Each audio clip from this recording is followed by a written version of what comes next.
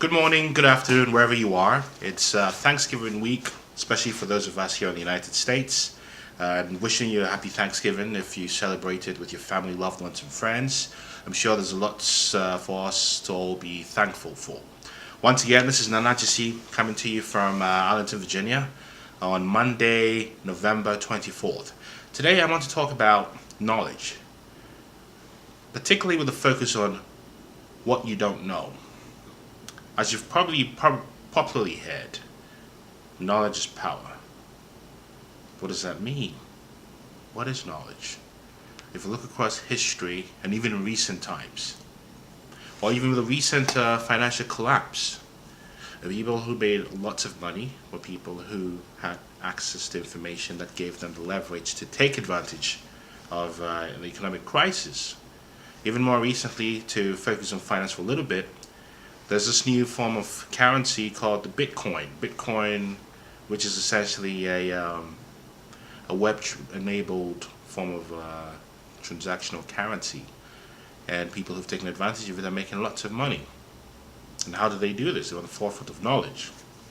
How do you fill in the gaps with what you know and what you don't know?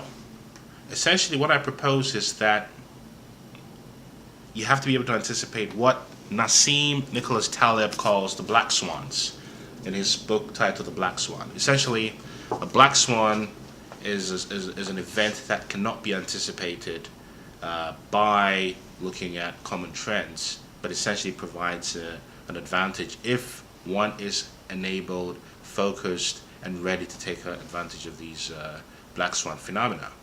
And black swan phenomena is relevant in your day-to-day. If you're a lawyer, it's about knowing specific precedent that can give you an advantage on a case. If you're in human resources, it's about being able to anticipate demographic shifts that would impact law, which would put your organization on the forefront of being human capital competitive.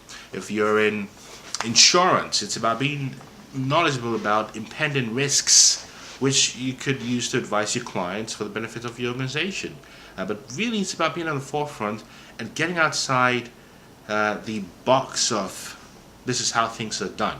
How often have you been into a conversation with someone and you've asked, hey, why do we do things this way? And the person says, well, it's the way we've always done it. And the question is why? And you find that once you challenge the conventional wisdom, there isn't any substance to back why things are done the way they are. So I ask you to ask the question why. Investigate. In my personal experience, I find that amassing a wealth of information is key, and particularly the more you expose yourself to, the more you realize you don't know. In my instance, I remember when I was interviewing with the World Bank Group a few years ago, I had a number of interviews, about 15, 16 interviews. And in one of the interviews with an executive, he wanted to discuss subjects of key, and essentially we ended up talking about the history of ice cream making for about 45 minutes. Now, thankfully, I'd researched ice cream making. I was watching a documentary with my wife, and we decided to look into how ice cream came about. We find out it was something the Chinese invented, hundreds and hundreds and hundreds of years ago, and it sort of evolved and became the delicacy of royalty, and now it's available in every grocery store you go to. But that made a difference. So I challenge you to expose yourself to challenge your own conventional wisdom, challenge the conventional wisdom of how things are done.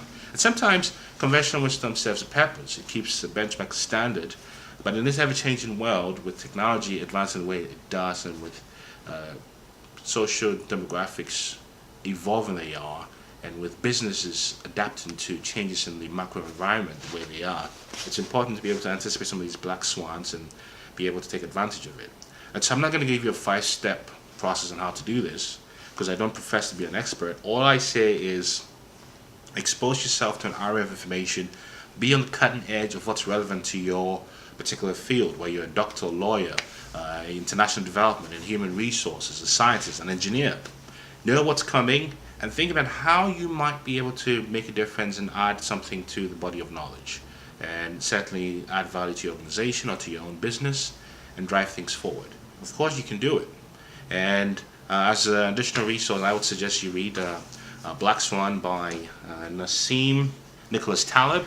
There's also another well-known expert, Daniel Kahneman, who's written extensively on the subject. I think his recent book was titled Thinking Fast, Thinking Slow, where he proposes that if you think in one way, challenge yourself to think in another way so that you have a much more cohesive way of looking at things, a much more well-rounded view. So that's it for now. I'll keep it very short.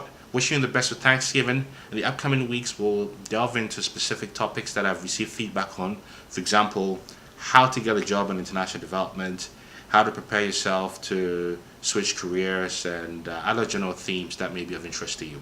Once again, best wishes for this Thanksgiving holiday. Enjoy yourself. Keep pushing. Peace and shalom.